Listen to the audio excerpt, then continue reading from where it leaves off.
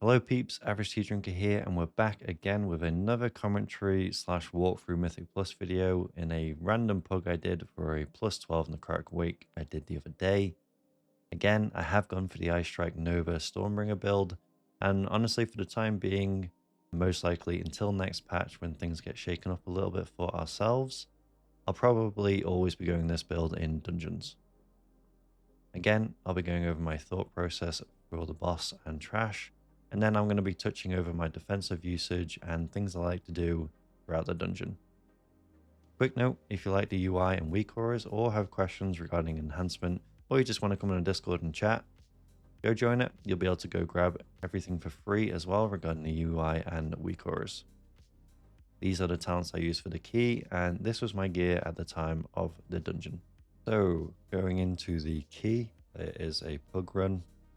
As you can see here at the top, I have popped Descendants early because I already had that pre-stacked in another dungeon. And a wolf, so I've got 10 straight away.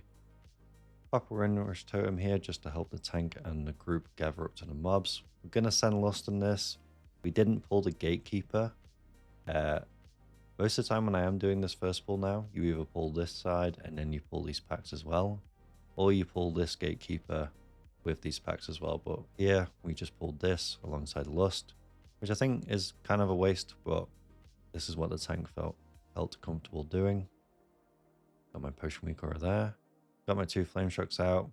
Gonna spread. Pop Lust, Tempest, Ascendance, Fat Finger the talent window because I have sausage fingers, I guess. Now I'm just tab targeting whilst also focusing down the Harvester.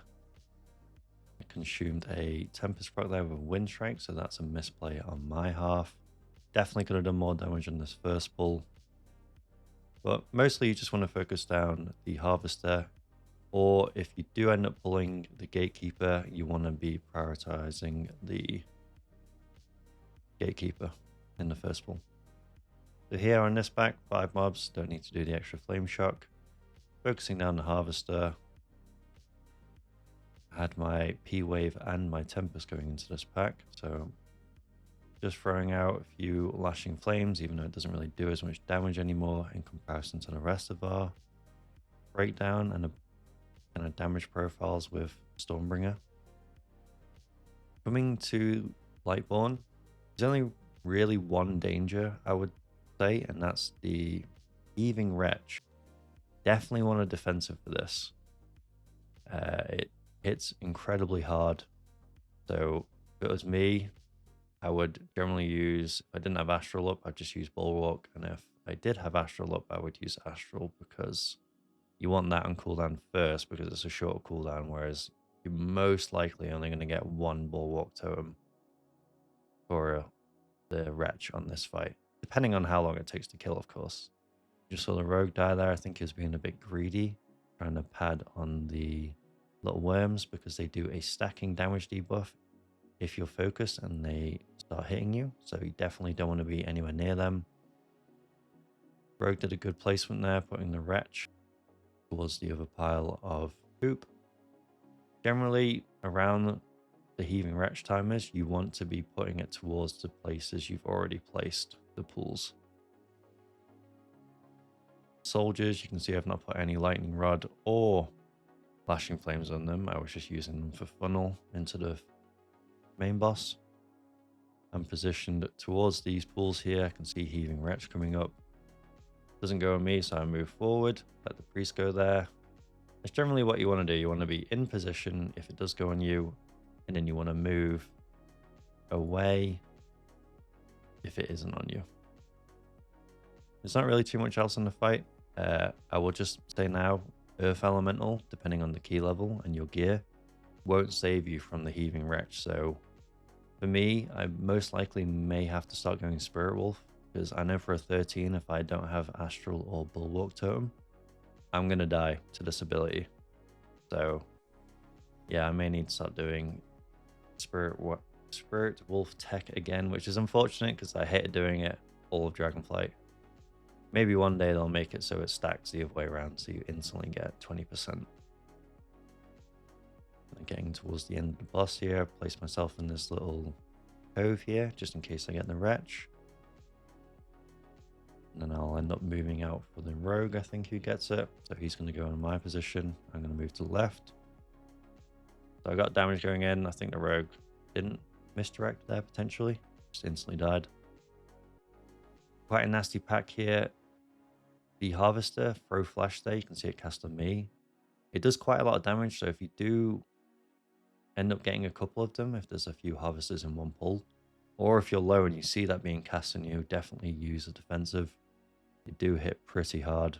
Always got my focus kick on Harvesters, just to stop the Drain Fluids, because that is a nasty cast. And then you can see the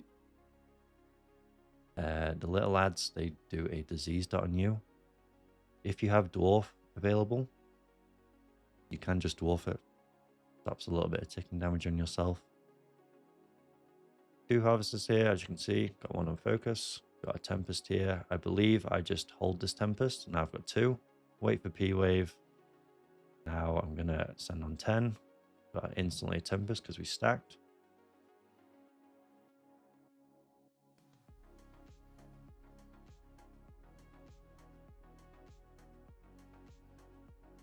Mostly just focusing down the Harvesters. Got my Lightning Rod on 1 and lashing on the other. As you saw there, the Priest got 2 of them targeted at him and he went to about 40% HP, so you can see how much they hurt, especially as the key levels are going up.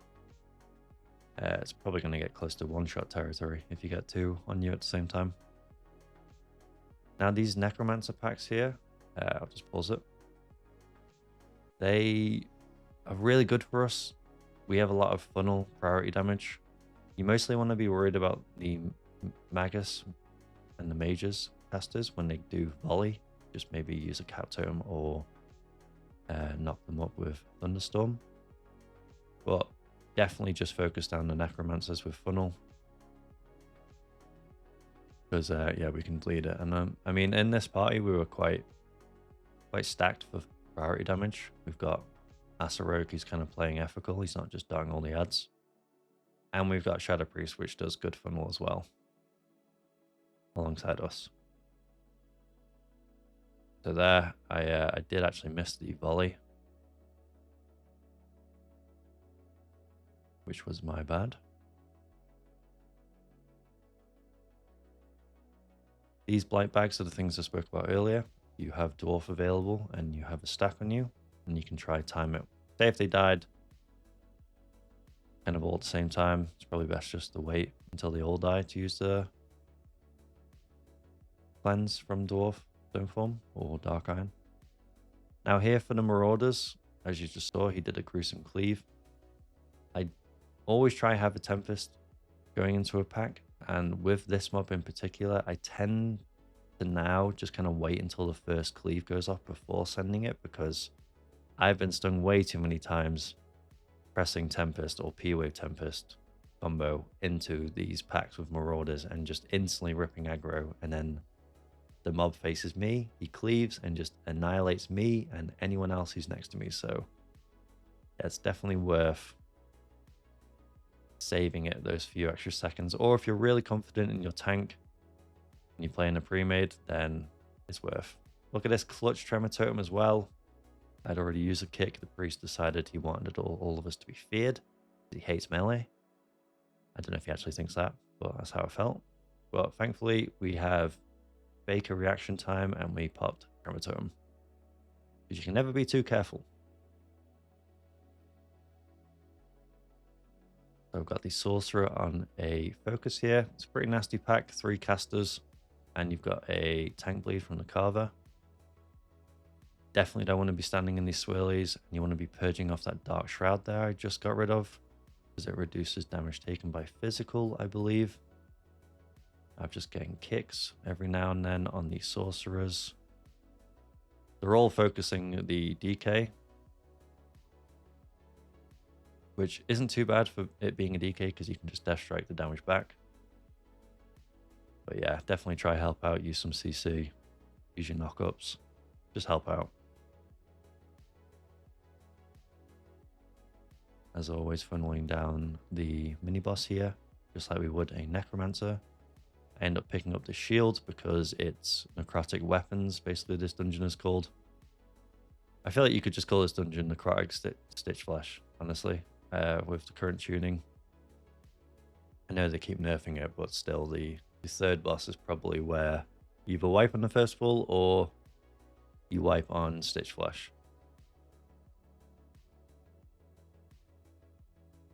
So wait for the shield here with my Tempest just to get through.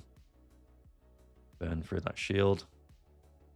So here, you may or may not do this pull, but essentially what you want to do is you want to have a focus kick on a Marauder. Generally, you want to set up who's kicking what so you don't have confusion.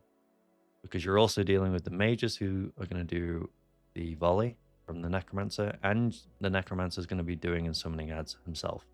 So the main target you want to focus is the Necromancer, whilst having a kick ready for the fear from the Marauders and stopping the volley casts, which one just went through there, and we all nearly died. I didn't have Tremor for that one. I am not as good as I was before. It was on cooldown. I believe I just pressed it on the start of this just in case when we first pulled the Marauders.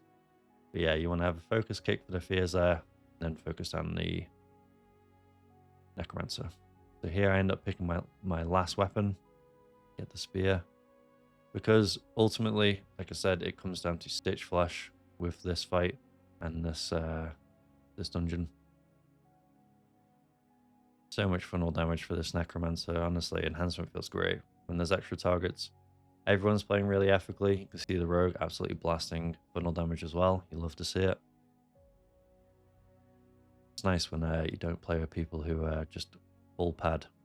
So most of the time when I've been doing Necrotic Wake, this is where you do the second lust. You pull all this. Again, I'm waiting for the Marauder for the cleave. I've set up my 2 flame shocks. Got Ascendants. I don't have pots because they're in my bag and I didn't swap them because the other ones ran out. Because I procced a rank 3 from Alchemy. Now I just popped Ascendants. Focusing down the Marauder. Now I'm going to start doing some tab targeting. Get some lightning rods out. Definitely could have done more damage on this pull if I was a bit more prepared. I am blaming it on being on holiday and having a little bit of rustiness coming into these keys. Normally it takes me like a few keys to get back into the swing of things.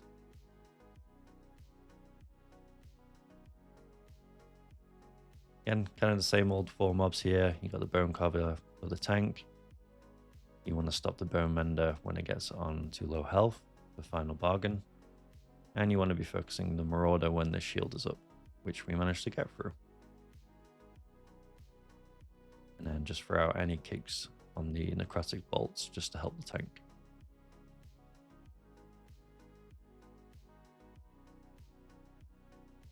Probably worth investing. Just think about it now, getting a weaker just to see who has what weapons, because like I said, this dungeon is purely based off how much damage you can do to the third boss when he comes down with the weapons and your own cooldowns. This monstrosity here, fairly straightforward. There's not really too much to it. You don't need to use defensives or anything. You can use Spirit Walk and Rin Rush Totem just to get out of this Reaping Winds cast.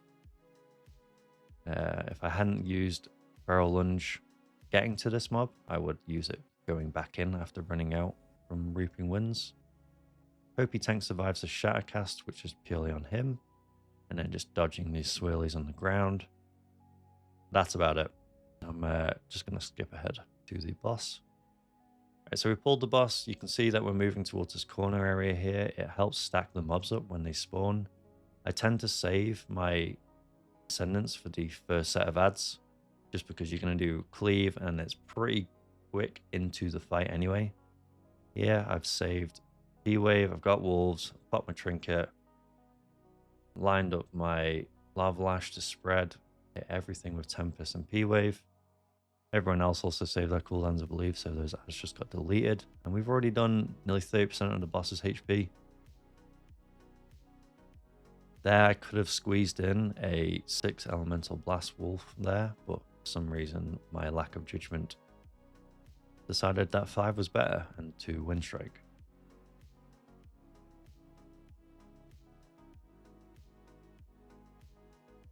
I do kind of like the rotation for Stormbringer. I am hopeful that Totemic is going to be quite fun and less buggy when that comes out with the anniversary patch. But yeah, for this fight, generally I save my kick for the mage. For the Frostbolt volley, I use CC to stop those casts.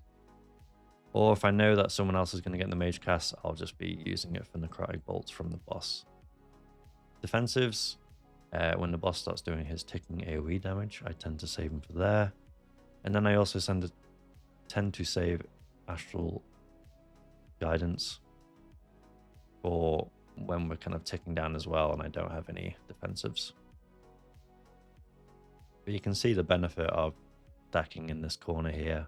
Even if the mobs do spawn a little bit out, it's not far to run. Plus we have a DK, so that kind of makes it infinitely easier. Here, I think I tried to just get resets, which I did. Sent 2 Chain Lightnings so I could line up a P-Wave with a Tempest. I stopped that Frostbolt volley cast. I didn't have kicks, I'd already used that on Bolt. And then it's just finishing off the boss. Dodging these final harvest swirlies. And then we just end up ignoring the ads when they spawn now, and we just finish the boss off.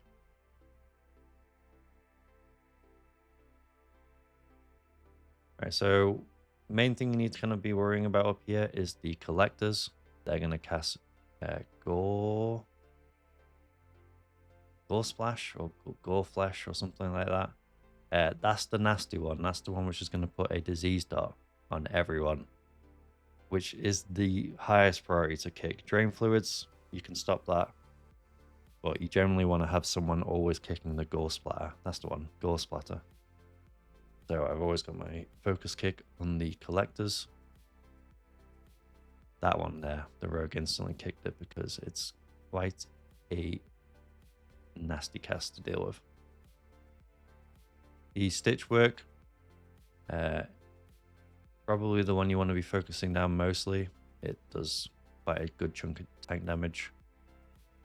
I'm still trying to stop the collector with his throw flesh cast because, as mentioned earlier, it does a good amount of damage on people. It's pretty hard. There's a few mobs you gotta watch out for up here.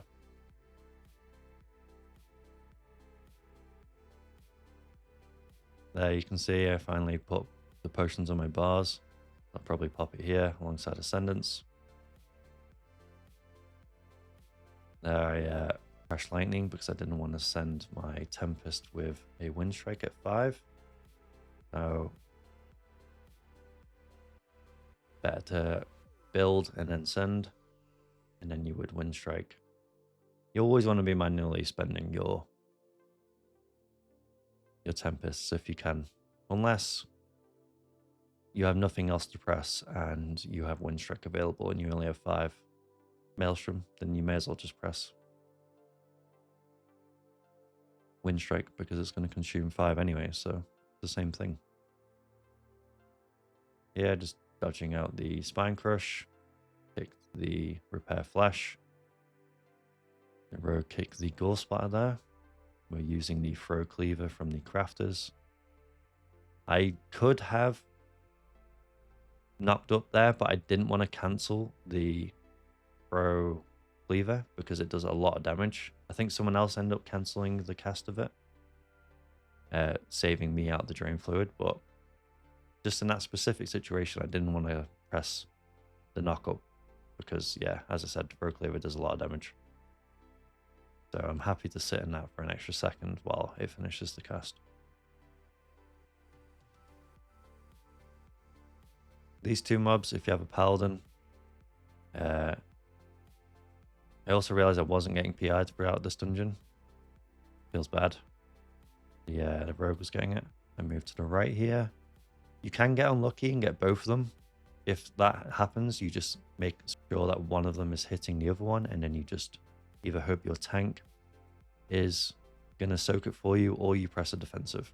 So for here, for some reason, the Paladin bot me as a mistake, and then he bubbled because he got the fixate. I think he meant to bop himself. So here, thankfully, both of them lined up on different targets. So they both got hit. Flash still doing a good amount of damage. You still want to be mindful of your HP. Look, 50% of my HP just gone off one ability, so the rogue has the fixate. I'm assuming he doesn't have vanish to get rid of it.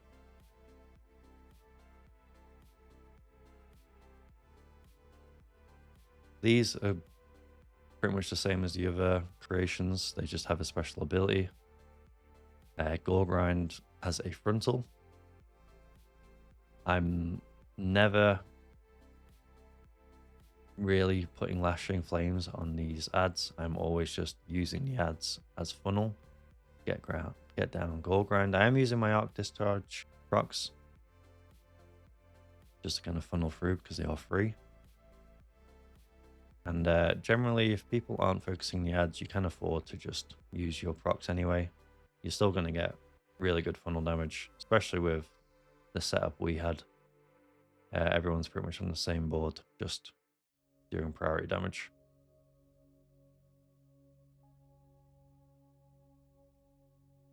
You see how much damage the rogue was doing there. We were all doing pretty good priority damage there. Rot Spew. I tend to always use AG at the start just to keep us top because it does a good amount of AoE damage. If you get Spew Disease, you definitely want to use the defensive for that because it hits really hard. There is no frontal on Rot Spew, it's just the AoE ticking damage. Yeah, I saved my Astral, used it on the Spew Disease. Not putting any lashing or lightning rods on the leftover little lads, and I'm just funneling down Rot Spew. I've got all three weapons available for the boss. We have Lust, because we popped it earlier. I think this is most likely what will be the meta in terms of Lust timing, just because of how the dungeon is now. Having Lust for this Stitchflesh boss is almost kind of needed, unless you have insane damage. But even then, you don't want this boss to drag on, because the more creation ads you get, the harder it is for the tanks to survive. Excuse me. Those pools you saw be dropped by the Paladin, it's worth kind of standing not in front or in between the creation or Stitchflesh on the platform, because you'll end up... I'll pause here. You'll end up putting it in between them and be in the way, so it's harder for people to line up the hooks easy, and they may have to run around the pool, because if you stand in it, it does a lot of damage. So I'm just going to quickly go back. So I was talking over the boss when it came down. So here we did end up getting Stitchflesh down. We have Lust. I'm a little bit late on using my weapons. I end up setting up. I think I realized maybe a little bit too late in my Ascendance window. So I popped Ascendance. I had pot coming up, thankfully. And I'm now, like a silly boy, using Bloody Javelin in my Ascendance window, which is a no-go. It's a massive DPS loss. Don't do what I did. Again, a little bit rusty. Me just being silly. Should have used this before I pop my cooldowns. Potion comes up. Got my Tempest coming up. I've got 2 stacks of Awakening Storms. So that instantly procced, thankfully, that Lightning Bolt. So I have another one. I'll instantly manually spend that one as well. Then I'll send an Ellie Blast.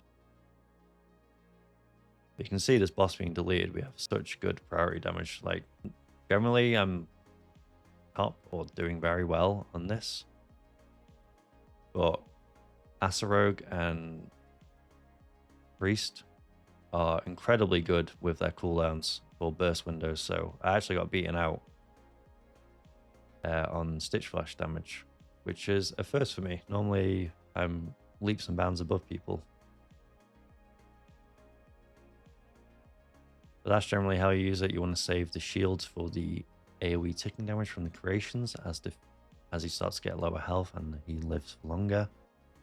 Use the orb for the extra little damage it ticks down on the boss, and then you want to be using bloody javelins for Stitchflesh. One quick thing to note, I believe on the reset, the bloody javelins won't be stackable anymore. So if you're on a coordinated group, you'll want to kind of use one and then use another, because there's no point using them all at the same time anymore, which is kind of annoying because that's going to be incredibly hard to coordinate in pugs. You could speak about it beforehand, but just be mindful that come the reset, you'll not be able to get the stacking benefit from the bloody javelins. So for Nalthor, because we have a paladin, it kind of makes the frozen binds trivial. As you saw, I have freedom. You can pre-freedom it. There's a macro for it, I believe, where it just does target of target when he casts it, so it just instantly puts on the person he's targeting from the paladin side. I assume you can do this with Tiger's Lust as well. We unfortunately get the first Dark Exile, but for us it's not too much of an issue because we've got Ghost Wolf, got Earth Shield, and we have a good amount of damage just to instantly delete this ad. And we're dodging the swirlies coming down here. You want to be killing this as quick as possible. Use my Feral Lunge there just to get there quicker. You want to get out of here as fast as possible just so you have less stacks. So I have 3, then I get to 4 stacks going up. So what I'll do is I'll move into the corner, one of the corners. I was checking if I had Windrush Totem there. So I'm going to pop Windrush. I'm going to go in the corner. I can be a little bit better preemptively moving there, so I don't take as much ticking damage. I was checking my Ascendance timer there because I have the 100% crit buff now after coming up. Going to get a freedom here.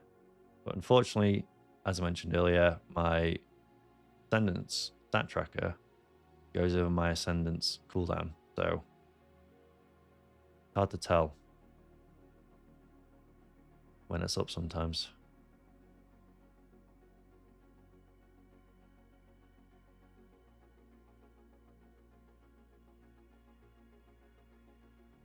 Again, just managed to get his freedom off. You want to be using defensives for the AoE Ice Shield because it does pulsating damage the longer the shield is up. I end up popping Ascendance, just get rid of the shield.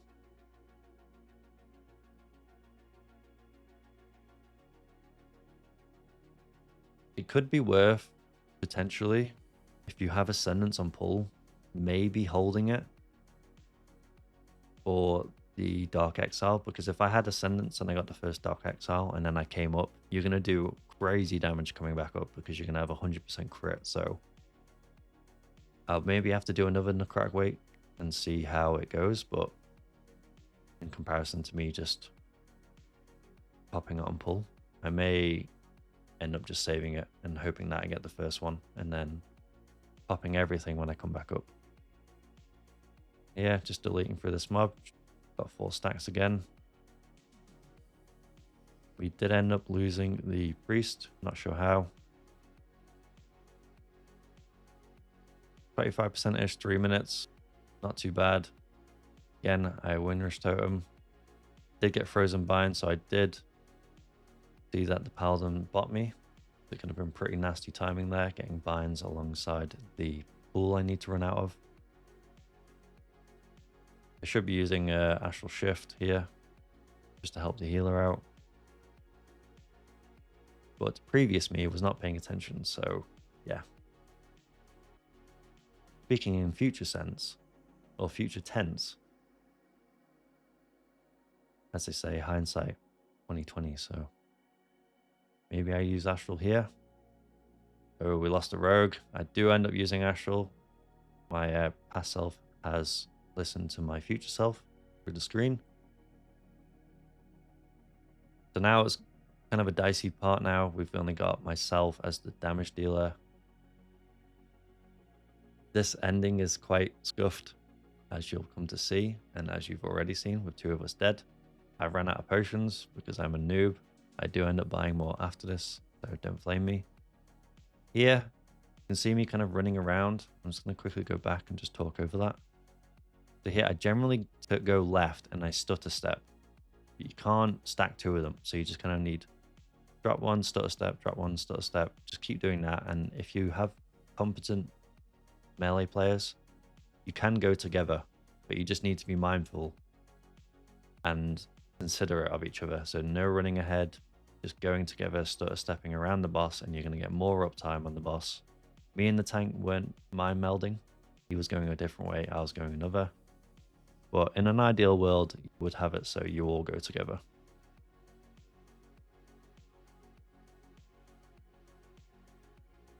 It's kind of a bit dicey now. I'm going to get a shield and there's only me alive for DPS. I was looking to see if I had any more pots, but I don't. We'd probably just be paying attention to the key rather than worrying if I had a pot. So popped AG here just to keep us going. Is getting pretty close. Look how close the boss is to dying. And we get a shield. So Paladin Zoom. I don't have any more defensives. I don't have a health potion. I'm using Surges to keep myself alive, but it does so much damage because it's a stacking damage start. But thankfully, the boss dies from the DK with 20 seconds left. So plus 28 points, pretty nice. We did 2.11 million overall. Considering we didn't have any PIs, I think I checked actually. Yeah, look, I had one PI on this fight here. And then the rogue ended up getting the other PIs. So, but that's it. Hope you enjoyed. This is a little bit longer than the previous video I did. I just thought it would make more sense going over more of my thought process. Don't know if you guys enjoyed the extra long version, but if you please do let me know in the comments below, that would be amazing. If you did enjoy it, hit subscribe, join the Discord, throw a like on the video, and I will catch you in the next one. Peace.